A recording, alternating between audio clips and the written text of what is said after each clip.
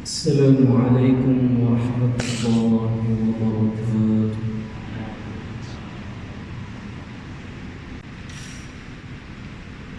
الحمد لله رب العالمين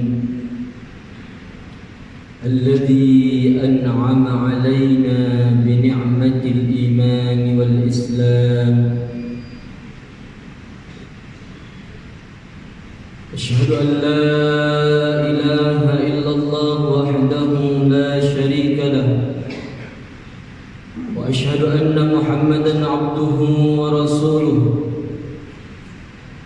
اللهم صل على حبيبنا محمد صلى الله عليه وسلم وعلى آله وصحبه ومن تبعهم بإحسان إلى يوم الدين. أما بعد،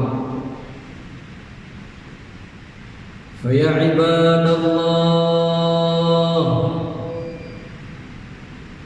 اتقوا الله حق تقاته ولا تموتن إلا وأنتم مسلمون. وقال الله تعالى في كتابه الكريم: أعوذ بالله من الشيطان الرجيم. يا أيها الذين آمنوا اتقوا الله وقولوا قولا سديدا يصلح لكم أعمالكم ويغفر لكم ذنوبكم، ومن يطع الله ورسوله فقد فاز فوزا عظيما.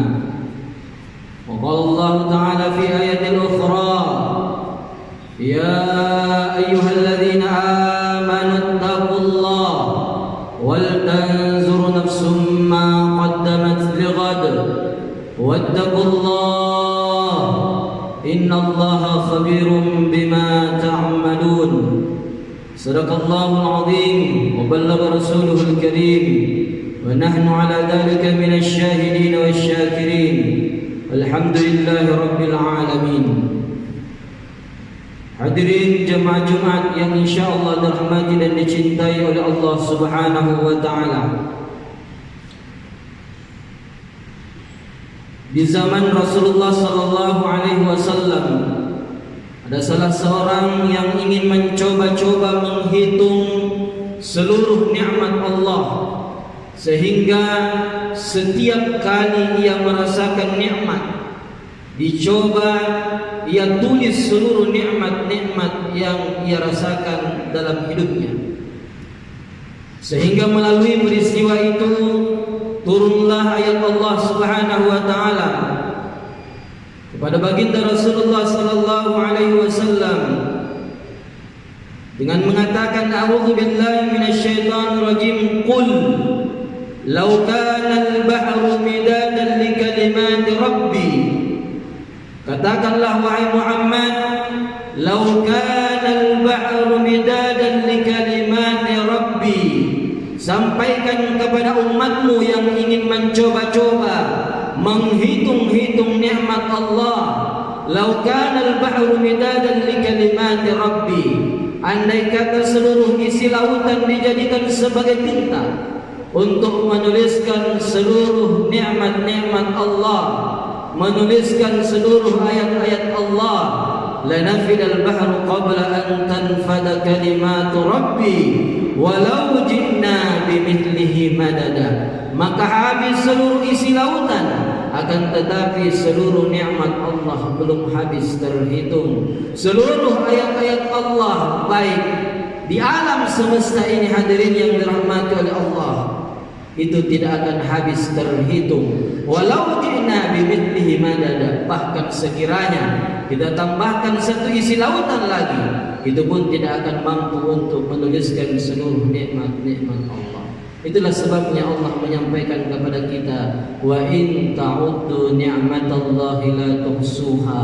Apabila engkau ingin menghitung-hitung nikmat Allah, la tuhsuha, engkau tidak akan mampu untuk menghitungnya. Hadirin yang dirahmati oleh Allah, pertanyaannya, lalu apa yang diperintahkan oleh Allah Subhanahu wa taala atas nikmat yang Allah berikan? tak lain dan tak bukan Allah menyuruh kita untuk senantiasa pandai-pandai bersyukur atas segala nikmat yang Allah berikan dalam hidup kita. Apakah bertambah kesyukuran, apakah bertambah kekuasaan Allah ketika seluruh hamba yang ada di muka bumi semuanya bersyukur kepada Allah? Ataukah apakah berkurang akan kekuasaan Allah ketika hamba yang ada di bumi semuanya kufur atas nikmat Allah? Jawabannya tidak. Oleh karenanya pertanyaan kemudian, mengapa Allah menyuruh kita bersyukur atas segala nikmat yang Allah berikan? Tak lain dan tak bukan Allah ingin menambahkan nikmatnya. La in syakartum la azidannakum wa la in kafartum inna adabi lasyadid. Syukuri pemberianku maka pasti akan aku tambah. Wa la in kafartum inna adabi lasyadid. Bila engkau kufur maka azabku amatlah pedih. Syukuri pemberian Allah, Allah tambah. Tapi ketika kita kufur, Allah tampar kita. Hadirin jamaah Jumat yang dirahmati oleh Allah, kalau kita melihat dan memperhatikan ayat-ayat Allah dalam Al-Quran, begitu banyak kisah-kisah, begitu banyak contoh-contoh kisah. Ada hamba yang diberikan nikmat oleh Allah Subhanahu wa taala, dia syukur atas nikmat itu, Allah lipat gandakan begitu berkali-kali lipat nikmat yang tidak terhitung berapa banyak nikmat yang Allah lipat gandakan itu. Hadirin yang dirahmati Allah, contoh saja tentang kisah yang paling sering kita dengar, yaitu kisahnya Nabi Ayyub alaihissalam. Dikisahkan Nabi Ayyub alaihissalam itu diberikan anugerah yang luar biasa oleh Allah Subhanahu wa taala. Pertama, Nabi Ayyub diberikan nikmat oleh Allah kesempurnaan fisik, termasuk salah seorang yang tampan fisiknya pada saat itu. Kemudian yang kedua, Nabi Ayyub alaihissalam dianugerahi oleh Allah Subhanahu wa taala kekayaan yang melimpah ruah. Yang ketiga, Nabi Ayyub alaihissalam dianugerahi oleh Allah 12 orang anak laki-laki, semuanya anak-anak yang saleh, bukan anak yang salah. Tapi suatu ketika Allah ingin menguji akan kesyukuran Nabi Ayyub alaihissalam. Bagaimana sekiranya ketika nikmat yang diberikan kepada Nabi Ayyub itu dicabut oleh Allah, apakah Nabi Ayyub masih mampu menjadi hamba yang bersyukur? Sehingga 3 hari berturut-turut diuji akan kesyukurannya Nabi Ayyub alaihissalam. Di hari pertama diuji kesyukurannya Nabi Ayyub, di mana seluruh harta bendanya, peternakannya, pertaniannya, rumahnya, seluruh isi rumahnya, semuanya terbakar. Hadirin yang dirahmati oleh Allah, seketika Nabi Ayyub menjadi orang yang paling miskin, tidak punya apa-apa. Pertanyaannya, apakah Nabi Ayyub berhenti bersyukur kepada Allah? Apakah ia berhenti beribadah menyembah kepada Allah? Justru bertambah 2 kali lipat ibadah dan kesyukurannya kepada Allah Subhanahu wa taala. Di hari kedua kembali diuji akan kesyukurannya Nabi Ayyub. 12 orang anak laki-laki yang saleh dimatikan oleh Allah secara bersamaan. Semuanya dimatikan oleh Allah. Pertanyaannya, apakah Nabi Ayyub berhenti bersyukur kepada Allah? Justru bertambah 2 kali lipat ibadah dan kesyukurannya kepada Allah Subhanahu wa taala. Di hari selanjutnya Nabi Ayyub alaihissalam diuji dengan sebuah penyakit, di mana disebutkan bahwa penyakit yang dialami oleh Nabi Ayyub parahnya belum pernah dialami oleh manusia sebelum Nabi Ayyub, dan tidak akan pernah dialami oleh manusia setelah Nabi Ayyub alaihissalam. Itu artinya apa?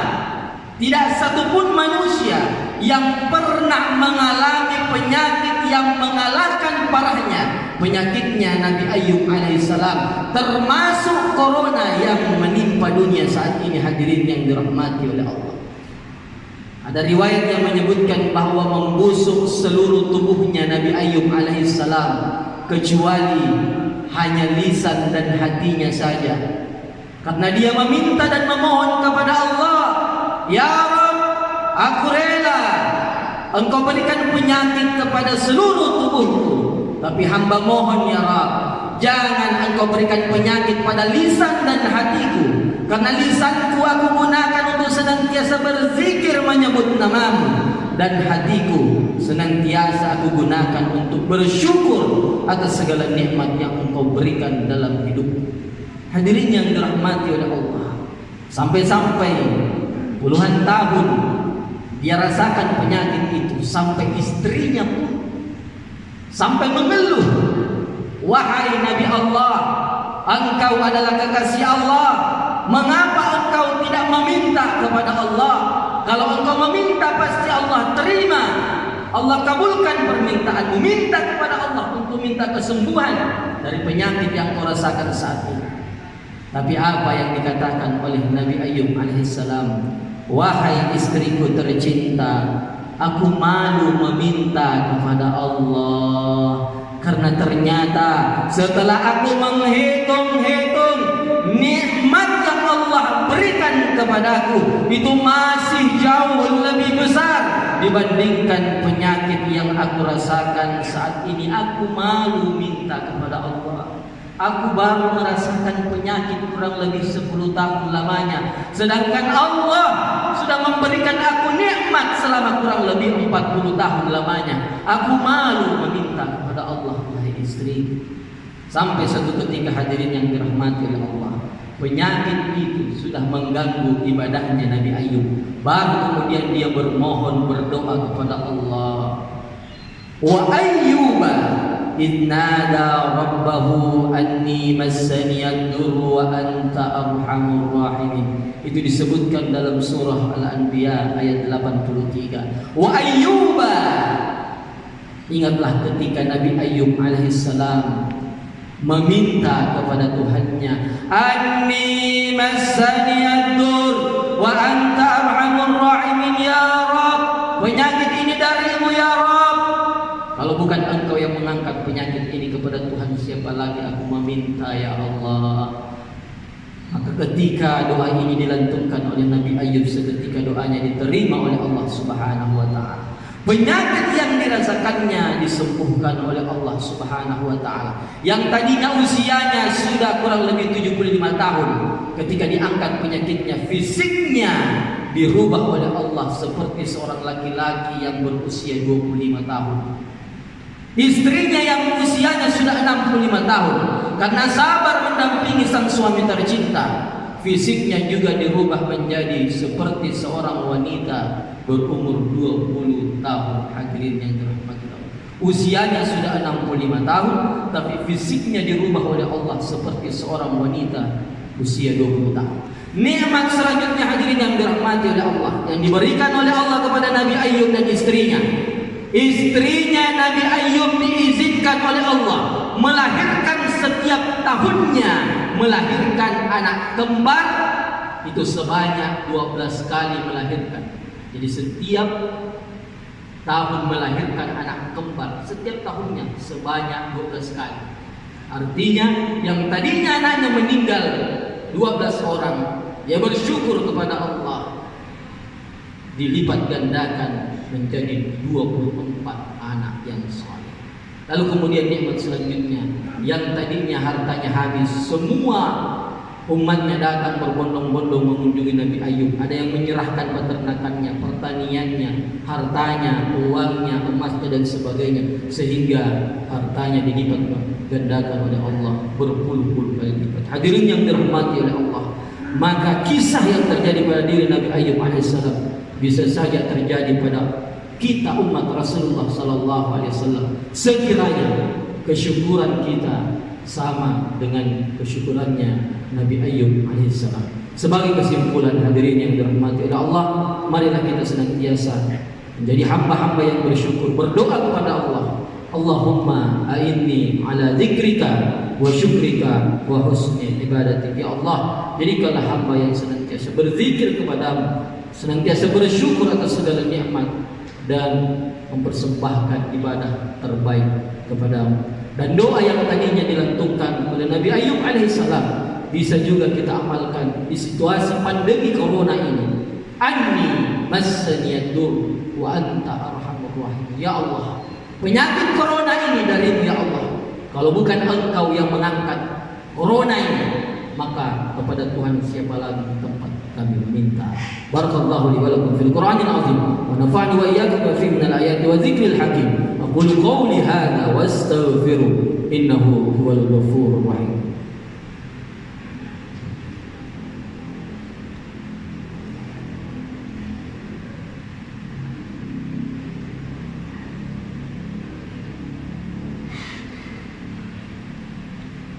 الحمد لله رب العالمين حمد الناعمين حمد الشاكرين حمدا يوافي نعمه ويكافي مزيدا. ربنا لك الحمد كما ينبغي لجلال وجهك الكريم وعظيم سلطانك. أشهد أن لا إله إلا الله وحده لا شريك له وأشهد أن محمدا عبده ورسوله. اللهم صل على سيدنا وحبيبنا ومولانا محمد وعلى آله وصحبه ومن تبعهم بإحسان إلى يوم الدين. أما بعد، فيا عباد الله أوصيكم وإياي بتقوى الله فقد فاز المتقون. وقال الله تعالى في كتابه الكريم إن الله وملائكته يصلون على النبي يا أيها الذين آمنوا صلوا عليه وسلموا تسليما.